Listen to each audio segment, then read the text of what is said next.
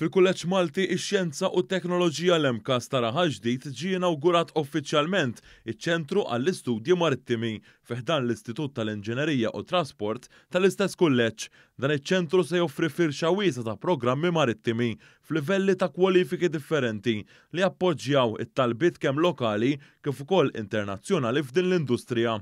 Huwa mammar b'diversi simulaturi, għodda u apparat meħtieġ, inkluż tal-ewwel għajnuna u tamira l-ilbies għall-eżerċizzji ta' emerġenza u dgħajsa salvataġġ. F'dan iċ-ċentru qed isegwu kors madwar 60 student full-time.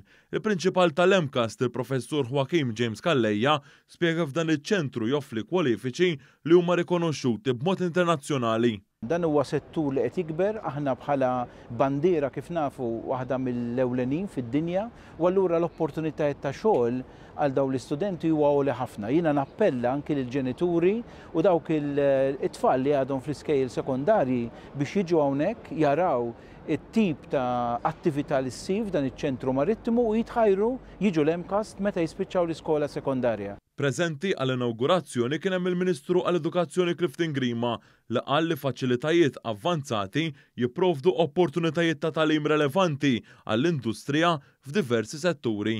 Qegħdin noffru opportunitajiet uniċi lill-istudenti tagħna sabiex jiksbu ħiliet tagħhom permezz ta' apparat u anke għodda li huma tal-ogħla livell u tal-aħħar modelli li hawn fis-swieq internazzjonali.